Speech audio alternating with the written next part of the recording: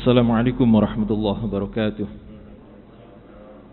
Bismillah, alhamdulillah, wassalatu wassalamu ala rasulillah, la hawla wa la quwwata illa billah, amma bad. Puji syukur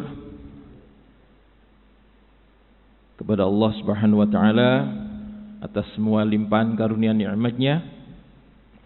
Salawat serta salam mari kita selalu haturkan kepada Nabi kita Muhammad sallallahu alaihi wasallam. Semoga kita nanti mendapatkan syafaat beliau. Amin. Dan mudah-mudahan tempat duduk kita ini adalah tempat yang dikatakan oleh Allah, yaitu raudhah min riyadil jannah, taman di antara taman-taman surga, di mana Allah mencurahkan rahmatnya, menaungkan sayap-sayap malaikatnya, dan menyebut nama kita satu persatu di sisi para malaikat yang mulia itu. Para jamaah rahimakumullah, kita lanjutkan pembahasan tentang perang Khaybar. Nabi dan para sahabat, kemudian rombongan daripada Ja'far yang berasal dari Habasyah, ini kemudian pulang ke Madinah. Nah, di saat perjalanan pulang itulah malaikat Jibril datang kepada Nabi dan mengabarkan bahwa Raja Najasyi As-Soma telah wafat. Sinten Pak Raja Najasyi kemarin? Raja Kristen asalnya, okay. Nasrani, yang dimana orang-orang mukmin di tahun ke-6 kenabian itu hijrah ke Raja Najasyi untuk mencari suaka atau perlindungan. Inilah Raja Najasyi yang disebut oleh Nabi Al-Malikul ladzi lam yuzlam ahadun 'indah. Seorang raja yang tidak menzalimi siapapun yang berada di sampingnya. Ini Raja Najasyi. Nah, kemudian beliau diperintahkan untuk sholat ghaib. Untuk siapa tadi Pak? Raja Najasyi. Loh, apakah dia seorang muslim? Nah, kita kembali ke belakang. Jadi ketika rombongan daripada Ja'far bin Abu Thalib ini sampai ke Habasyah, kemudian tak lama disusul oleh diplomat Arab, diplomat Mekah dengan satu temannya, yaitu Amr bin As, membawa hadiah yang paling disukai oleh Raja Najasyi, yaitu kulit harimau yang paling disukai oleh Raja Najasyi. Untuk apa? Untuk mencari simpati. Untuk mencari simpati. Kemudian Amr bin As ini mengadakan perundingan dengan Raja Najasyi yang intinya adalah orang-orang yang mencari suaka ke Habasyah harus dikembalikan ke Mekah. Sebab ini merupakan penghinaan bagi Mekah. Apakah Mekah tidak bisa melindungi mereka sehingga mereka mencari perlindungan kepada Raja Najasyi? Ini yang kira-kira disampaikan oleh Amr bin As. Nah, di saat pertemuan antara Amr bin As kemudian Raja Najasyi dan kaum muslimin yang hijrah pada waktu itu, apa yang disampaikan oleh Amr ini supaya Raja Najasyi marah dan mengusir mereka? Wahai Tuan Raja, tanyakan kepada mereka bagaimana pendapat mereka tentang Isa putra Maryam. Nah, ini orang-orang muslimin sudah deg-degan ini Pak. Ini gimana nih jawabnya? Padahal jelas bahwa orang Kristen itu mengatakan bahwa Yesus atau Isa itu Tuhan. Sementara mereka membawa berita yang lain, yaitu Yesus atau Isa itu adalah Rasulullah. Maka kemudian tampillah Ja'far ini dengan sangat hati-hati sekali membacakan surat Maryam. Nah, di saat membacakan surat Maryam itu, terutama bagaimana kisah tentang hamilnya Sayyidatina Maryam ini Raja Najasyi, kemudian uskup-uskup itu semuanya ikut terharu sampai menangis semua. Karena memang versi Al-Quran lebih menarik dan lebih indah daripada versi Bible atau versi Alkitab, sehingga mereka kemudian merasa tersentuh dan menangis. Namun di saat sampai pada Isa, yang kaum muslimin tentunya menyebutkan bahwa Isa itu adalah Rasulullah, bukan Tuhan, maka uskup ini sudah mulai dehem-dehem, Pak. Sambil gedur-gedurkan tongkatnya itu. Tetapi Raja Najasyi tetap mengikuti dengan khusyuk. Maka kemudian di akhir pertemuan itu Raja Najasyi kemudian mengambil kayu atau lidi kemudian diputus sedikit, dipatahkan sedikit, dan beliau mengatakan, imanku dengan iman mereka hanya selisih sekian. Nah, imanku dan iman mereka hanya selisih sekian. Berarti Raja Najasyi ini masih welcome, masih menerima kaum muslimin. Nah, para jamaah rahimakumullah, berdasarkan inilah kemudian uskup-uskup ini merasa terancam, sehingga mereka kemudian mengadakan pertemuan tersendiri untuk memberontak kepada Raja Najasyi, dengan menyebarkan isu bahwa Raja Najasyi ini telah murtad, telah keluar dari Kristen. Dalam bahasa kita nggih mualaf. Begitu mendengar selentingan-selentingan ini, Raja Najasyi kemudian menuliskan kalimat tauhid, la ilaha illallah Muhammad Rasulullah, kemudian dimasukkan ke dalam saku bajunya. Setelah itu kemudian Raja Najasyi keluar menemui rakyatnya sambil mengatakan, wahai kalian semua, saksikanlah bahwa imanku masih sangat kokoh seperti ini. Nah, ini termasuk politik dalam bahasa, Pak. Jadi Raja Najasyi ini mengatakan, wahai rakyatku sekalian, saksikanlah bahwa imanku masih kokoh seperti ini, sambil menunjuk saku yang di situ ada tulisannya kalimat la ilaha illallah Muhammad Rasulullah. Kira-kira begitu. Nah, dengan inilah kemudian rakyatnya masih simpati kepada Raja Najasyi. Tetapi rencana pemberontakan tetap berlanjut, tetap berkobar. Maka kemudian Raja Najasyi menemui para muhajirin itu, menemui para kaum muslimin, dan mengatakan, kalian pergilah dulu, kalian mengungsi dulu, nanti menyeberangi lautan nanti, sampai kalian mendengar bahwa perang ini nanti akan saya menangkan atau dimenangkan oleh mereka.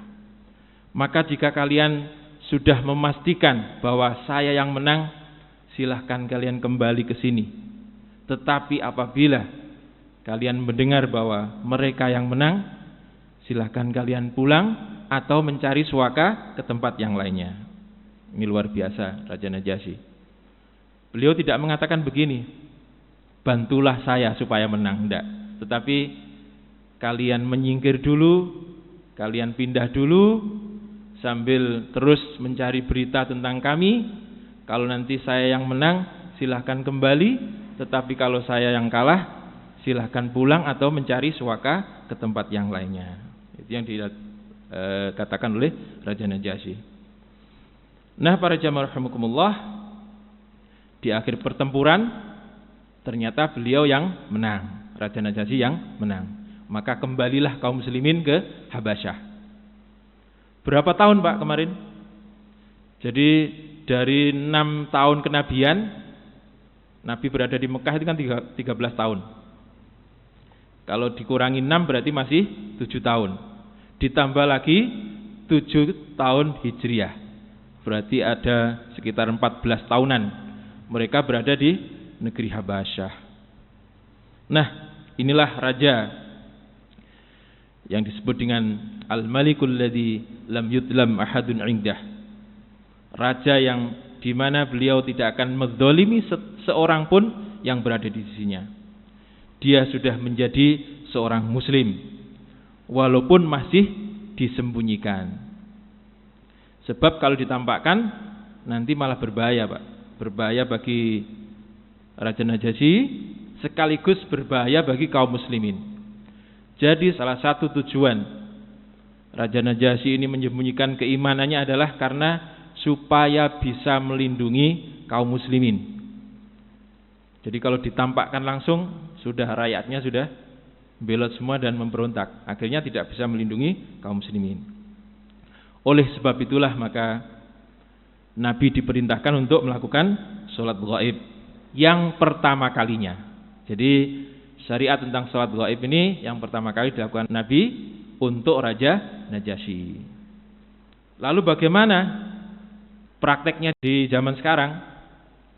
Jadi kalau Raja Najasyi ini tidak satupun orang yang menyolati. Sebab di kalangan kaum kafir, orang-orang Kristen, sehingga tidak ada yang menyolati. Lalu bagaimana proses pemakamannya? Ya sudah, tidak tahu. Yang penting dia adalah seorang muslim, seorang mukmin. Itu yang menjadi wajib. Jadi kalau misalnya jenengan punya saudara atau punya kenalan, kemudian tinggalnya di wilayah Kristen atau di wilayah non-muslim, kemudian jenengan yakin bahwa dia adalah seorang muslim, tetapi kemudian wafat di sana dan jenengan yakin bahwa di sana tidak disolati, maka jenengan punya kewajiban untuk sholat, yaitu sholat ghaib. Tetapi kalau sudah ada yang menyolatkan, kewajiban itu sudah gugur, beralih menjadi sunnah. Boleh, sunnah silakan. Seperti yang kita lakukan di Masjid Al-Hidayah sekarang ini. Nah, sekarang kita kembali ke Mekah. Kita lihat orang-orang Mekah. Bagaimana tanggapan mereka tentang perang Khaybar ini? Kira-kira dukung sinten, Pak? Dukung Yahudi apa? Dukung kaum muslimin? Yahudi. Tetapi mereka tidak bisa berbuat apa-apa. Sebab apa? Ada perjanjian damai. Tetapi dalam hati mereka selalu berdoa, mudah-mudahan yang menang orang-orang Yahudi. Ditambah lagi keyakinan mereka adalah orang Yahudi jumlahnya sekian ribu, 10.000. Sementara kaum muslimin waktu itu tentaranya hanya 1.400. Maka mereka penuh harap orang Yahudi bisa memenangkan pertarungan. Nah, mereka menunggu-nunggu tentang perang Khaybar ini. Sampai suatu saat ada orang Mekah yang dulunya kafir tetapi sudah masuk Islam dan masih menyembunyikan keislamannya. Itu memang jalur ini, Pak, jalur Madinah kemudian Khaybar itu satu jalur menuju ke Syam.